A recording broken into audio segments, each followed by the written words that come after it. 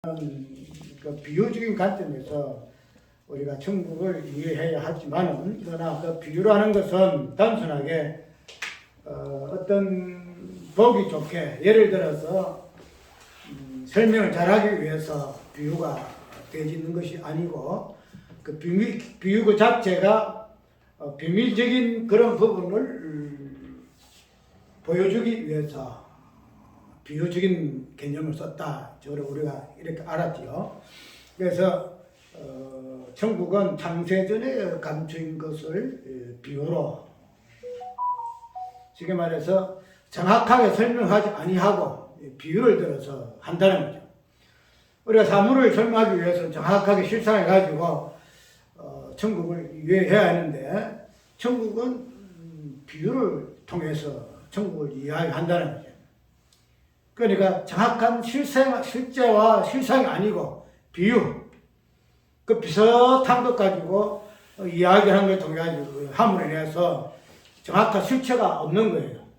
예, 비유는, 그리고 일반적인 비유라는 개념은 어떤 실제적인 사실을 정확하게 설명하고 예를 돕기 위해서 예를 들어서 하는 것이 비유지만, 그러나 성경에서 말하고 있는 이 비유는 실체를 감추기 위해서 그 동원하는 개념이 뭐냐? 비유다 이 말이죠. 정확한 걸 이야기 안 해요. 정확한 걸 이야기 안 하고 그냥 비유로서. 왜? 감추어 있기 때문에, 창세부터 감추인 것을 부분을 드러내는 부분이 있기 때문에 비유를 쓴다.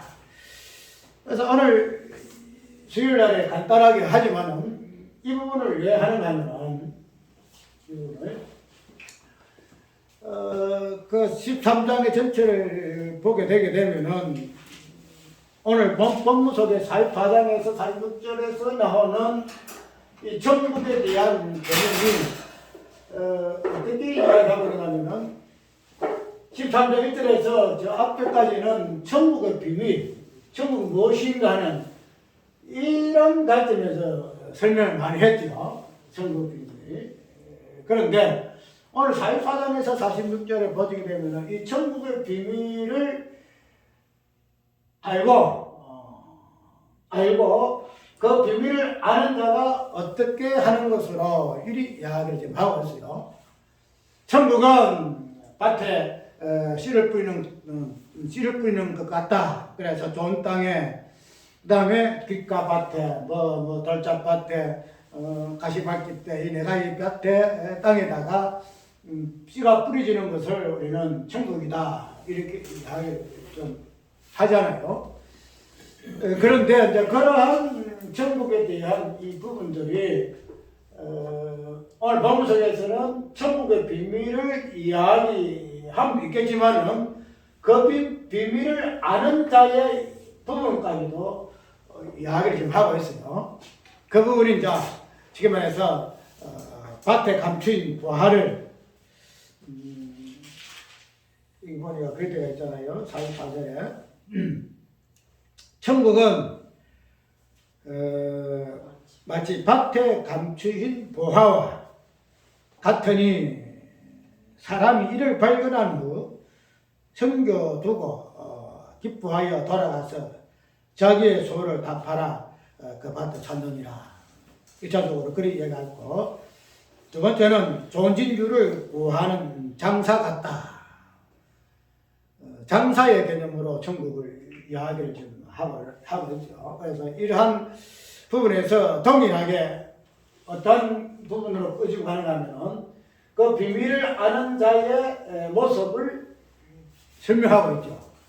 어떻게 해요? 밭에 있는 보화를 자기의 소유를 다 팔아서 그 밭을 샀느니라 이렇게 이야기하고 있고, 여기 보면은 갑진 진주를 만나서, 장사하는 사람이 만나서 장사하는 것 자체를 천국의 개념으로 이야기하고 있고, 그 다음에는 진주를 만나면, 자기 마음에 맞는 진주를 만나면 그 진주를 자기의 소유를 다 팔아서 그 진주를 샀다 이렇게 이야기를 좀 하고 있죠. 그런데 이제 우리가 이 천국의 비밀을 이야기하면서 특별히 강조점을 어디에 많이 두는가 하면은, 자기의 소유를 다 팔아, 자기 소유를 다 팔아 그 진주를 사고 밭을 샀다 이렇게 이야기를 좀 많이 해요. 그 때문에 1차적으로 우리가 그 비밀을 아는 자가 그 다음에 무엇을 했느냐 하는 그 부분들이 강조점을 굉장히 많이 둬요. 자기의 소유를 다 팔아서 그렇게 이야기하면 해가지고 천국의 비밀을 이야기하는 것보다도 그 천국의 비밀을 아는 자가 어떻게 했는가 하는 부분을 이야기를 하고 강조를 많이 해요. 그렇게 되게 되면은 우리가 그 비밀을 아는 자가 어떻게 해야 할 것에 대한 다양한 이제 내용들 나오잖아요. 비밀을 알았으니까 밭에 있는 보화를 발견했으니까 당연히 그 소유를 다 팔아서 그 밭을 살 것이고 그 진주를 살 것이고 이렇게 당연히 순서가 이어나가는 거죠. 그래서 우리가 이 44장 46절까지의 내용을 통해서 살펴볼 부분은 뭔가 하면은 천국의 비밀이라는 요 개념을 일단은 살펴봐야 되겠죠. 왜냐하면은 그 비밀을 아는 자의 이 개념을 설명하기 위해서는 천국의 그 비밀이 무엇인가 하는 부분을 우리가 이야기를 해야 한다는 거죠. 그러니까 천국의 비밀이 뭔가를 모르고 천국의 비밀을 아는 자가 이렇게 했다 하고 이렇게 이야기가 되게 되면은 당위성이 없다는 거예요. 당위성이. 왜 비밀을 아는 자가 그게 우리가 다른 책 보면은 모세를 많이 들으니까 모세가 어떻게 했죠? 애굽의 보화보다 이야기하잖아. 히브리서 애굽의 보화보다 보화. 여기도 보면 보화가 나오잖아요. 근데 하나님의 백성과 고난받는 것을 더 기뻐했다 하면서 출애굽의 애굽에 있는 그 보화보다도 모세가 이렇게 해석으로 인해서 모세를 내세울 수가 있어요. 모세의 그 어떤 입장, 모세가 천국의 비밀, 천국 비밀을 알았기 때문에 모세가 어떻게 했다?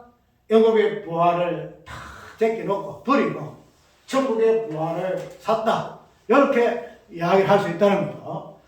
그렇기 때문에 우리가 이 모세라는 인물 특별히 이제 예를 들어서 그 부분을 많이 언급을 하는데 왜냐하면은 이 보화의 관점에서 모세라는 사람이 애굽의 보화보다도 천국의 보화가 어떤 것이 더 값진 것이냐 이런 부분을 저울질해서 천국의 보화를 선택했다 하는 그런 어떤 입장에서 이야기를 하는 것을 우리가 조금 보지만은 그러나 그런 부분보다도 이 천국의 어떤 비밀적인 부분을 단순하게 애굽의 보화와 비교를 해서 더 낫다.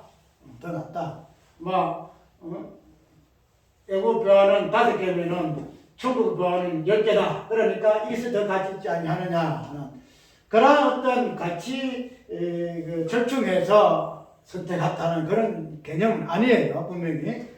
그런 부분은 아닌데 어쨌든 이 모세라는 인물을 들어서 그 부활을 버려두고 천국의 부활을 선택했다는 이 부분에서는 그 비밀을 아는 자의 어떤 부분을 이 모세는 예를 많이 들어요.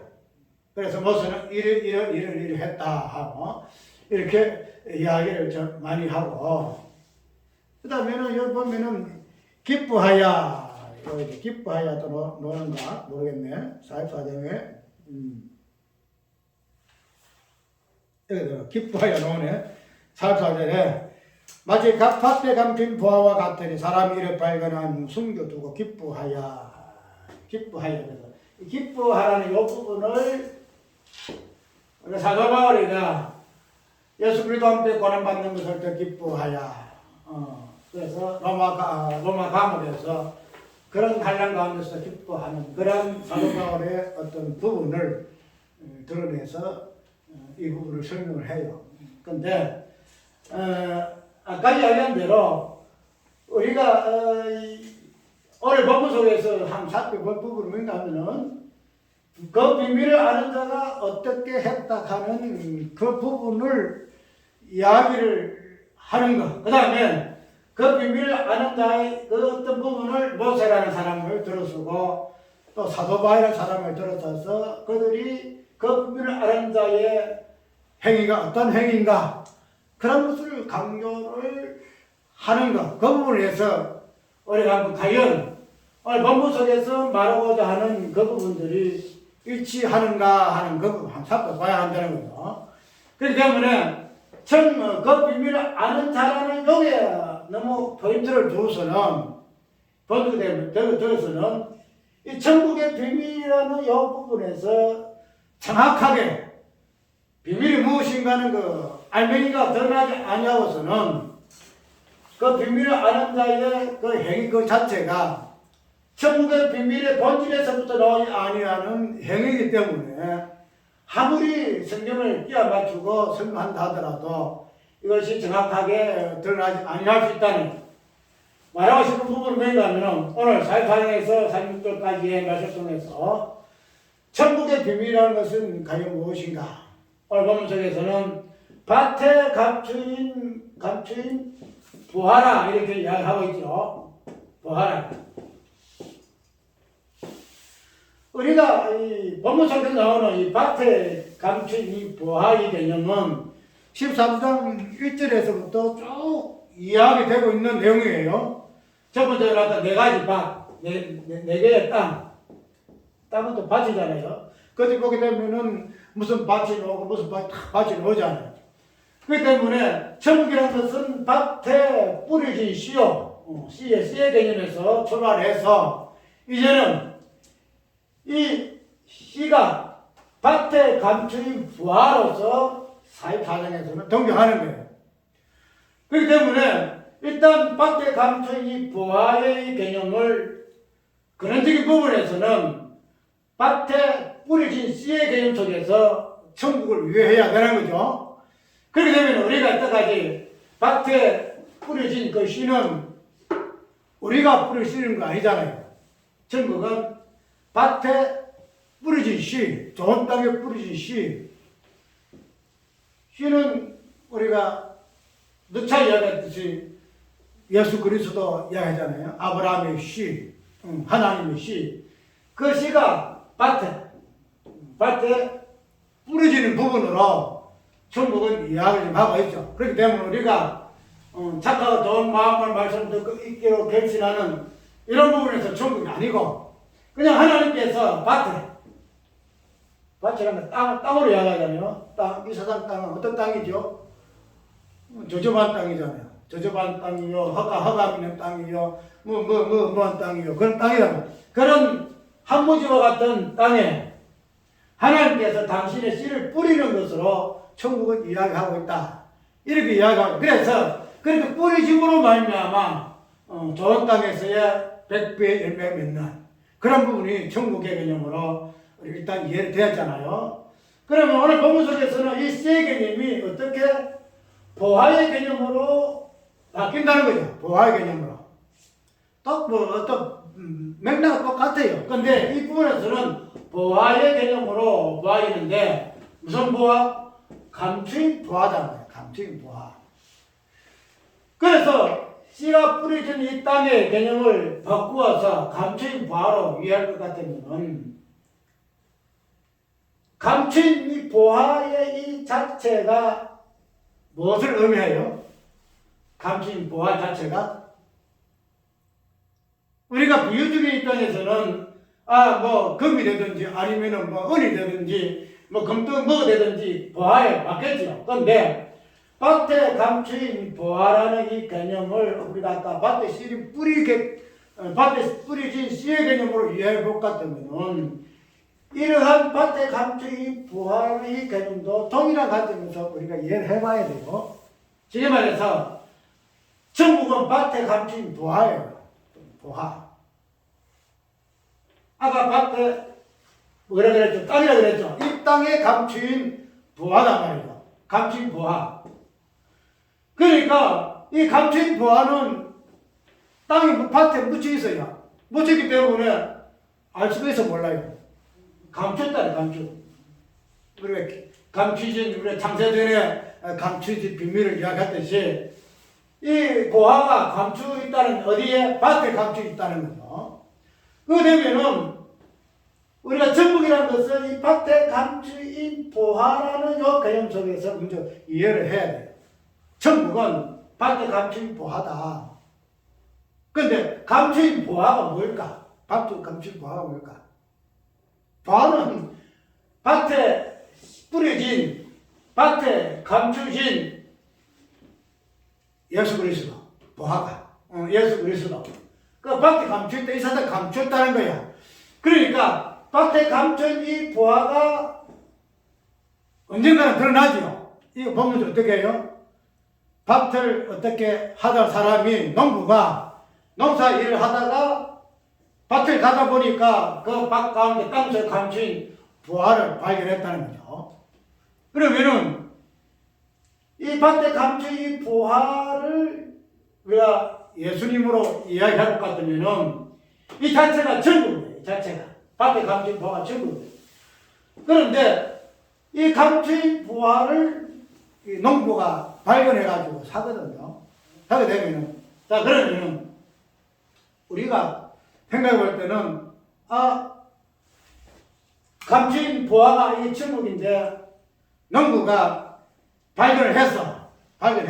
그러면은 그 발견한 부분에서 감춘 보화와 그것을 발견한 자 입장에서 강조점을 어디에 두느냐 말이죠. 우리가 알기로는 보화를 발견했으니까 그 보화를 발견한 그 농부의 입장에서 우리가 생각해 볼 것 같으면은 농부가 보화를 발견해서 어떻게? 그냥 어쩌지 해가지고 농사 짓는다고 땀 흘리고 수고하고 뭐하고 해가지고 그 밭을 가다 보니까 뭐가 돼서 감춘 보화를 발견해서, 그러면은 그 부분에서 무엇이 강조되지요? 농부의 어떤 행위가 강조되진다는 거야.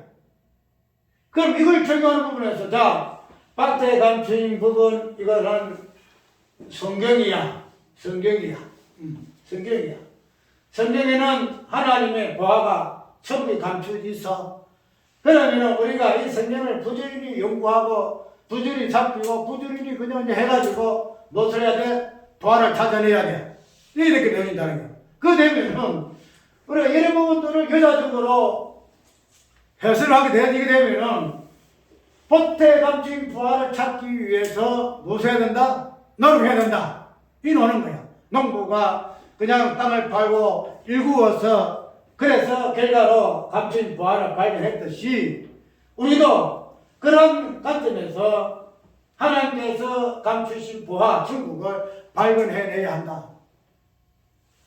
해석에 따라서 다양하게 해석이 나오죠. 과연 그럼 그게 성경적이냐? 이거냐? 우리가 오늘 본문 속에서 이 부분을 다 배제를 하고 난 뒤에 살펴볼 부분이 뭔가 하면은 밭에 감춘 보화가 천국이고 이 보화 자체를 예수님일 것 같으면은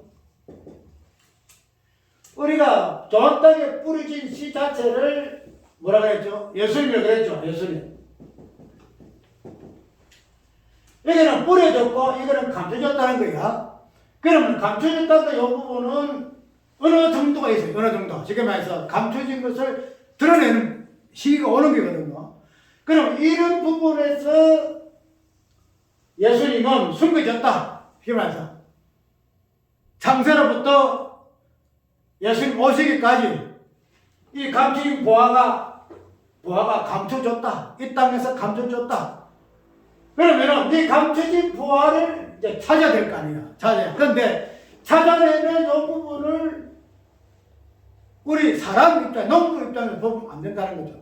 자, 그러면 쉽게 말해서 우리가 비유적으로 말할 때 농부는 보통 누구를 이야기해? 성경에 말 농부는 누구를 이야기해? 농부? 예수를 이야기하고 하나님을 이야기하죠. 농부는. 우리가 보통 이 예화 관점에서 보기에는 뭐 땅을 경작하는 입장에서 농부를 사람으로 생각하는데, 근데 우리가 세계에서 말하는 농부는 포도나무 있잖아, 포도나무 보면서 농부가 막 씨를 그러면 좀 많이 포도나무를 갖다 이렇게 차 해는데 열매 맺지 아니면 찍어 버리라고 농부 개념이 오잖아요. 성경 보면 농부는 예수님 비유하는 많아요. 그렇게 되면은 이 농부의 입장에서 우리가 사람으로 대입하지 아니하고 감추인 부활을 찾아내는 농부의 입장에서 누구를 대입시킬까요? 하나님을 대입시킬 하나님을 대입시킬 것 같으면은 이 밭에 감추인 부활을 찾아내시는 분은 우리 하나님. 부활.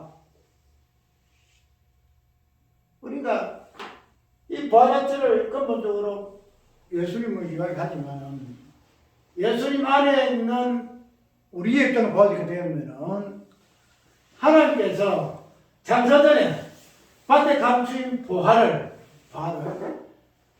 감춰졌던 부활을 때가 되면 찾아내서 당신의 백성으로 삼으시는 것을 천국이라 이리 이야기한다는 거죠.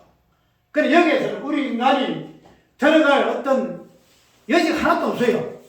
농부를 사람으로 비유해가지고 사람이 하나님께서 성경을 감춰놨기 때문에 부활을 감춰놨기 때문에 우리 인간이 이제 자세히 성경 공부해가지고 그 부활을 찾아내야 된다.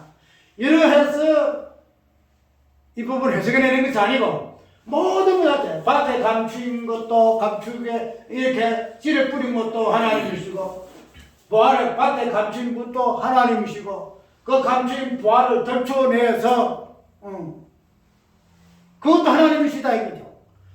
그렇게 되면은 우리가 아까 이야기대로 천국의 비밀을 이런 관점에서 천국을 이해할 것 같으면은 뭐가 돼요? 그 비밀을 아는 자가 이렇게 했다. 그 자체 강조가 안 되는 거죠. 모세가 있죠. 모세 신앙도 없죠. 모세가 애굽의 그 화려한 그 부하보dom도 애굽의 고난 받는 건 더 기뻐한 그거 모세의 그 신앙 참 어뜸이죠. 또 사도바울 있잖아요. 사도바울 고난 가운데도 기뻐하여 오늘 땅 부활을 받고 부활을 감춘 부활을 발견하고 기뻐하는 것 같이 얼마나 기뻐했어요? 사도바울이나. 근데 아무리 모세가 뭐가 왔다고 해도 우리는 여기에서 천국이라는 것은 모세가 들어가지 않아요. 모세가 들어갈 요거만 요것도 없어요. 사도바울 들어가는 요것도 없고 천국 그 자체는 천국의 본질에서는 오직 하나님하고 예수님, 성부와 성자와 이 부분에서만 천국은 설명되어지는 부분이기 때문에 천국 비밀을 아는 자가 모세가 어떻고 사도바울이 어떻고 누가 어떻고 요거 자체에 천국이 들어갈 그게 없어요. 천국은 이들은 아무 상관없어요.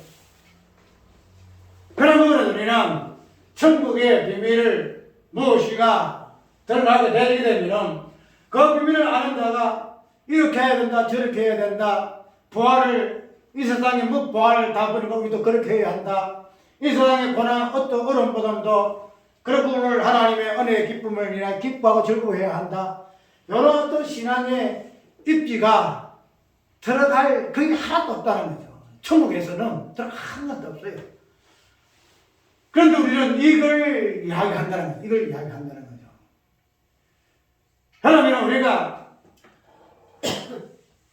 우리 하나님께서 특별히 성부와 성자의 관계 속에서 이 부활가 설명되어지고 그 비밀이 풀어지고 그 비밀을 아는 자의 입장이 어떤 것이 설명되어져야 할 것인데 자, 그 비밀을 아는 자가 어떻게 되지요?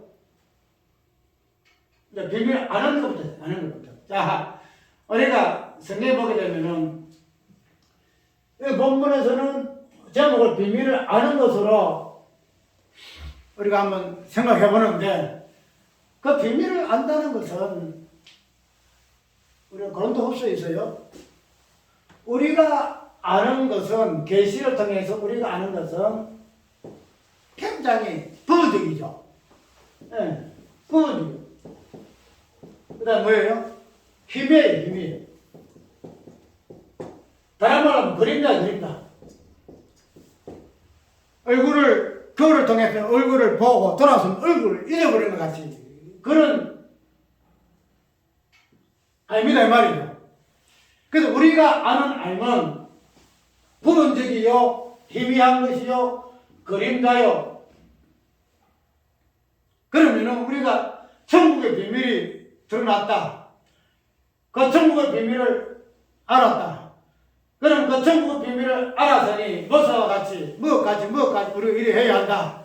신앙의 어떤 선진 종도에 같이 우리가 이렇게 신앙생활 본받아야 한다.